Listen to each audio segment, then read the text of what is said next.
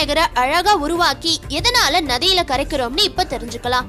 சிவனோட முதல் மனைவி சதிதேவி யாக குண்டத்தில் விழுந்து இறந்த பிறகு பர்வதராஜனுக்கு மகளா பார்வதிங்கிற பெயரோட வாழ்ந்து வராங்க.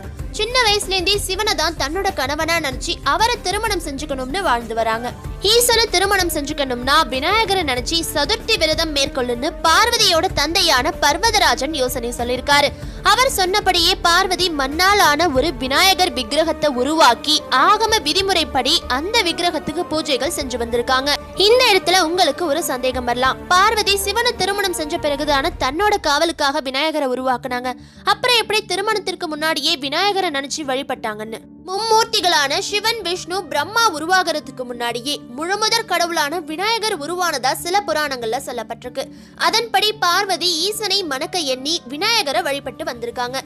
ஆவணி மாத அமாவாசைக்கு அடுத்த சதுர்த்தியில் இப்படி விநாயகரை நினைச்சு பூஜை செஞ்சு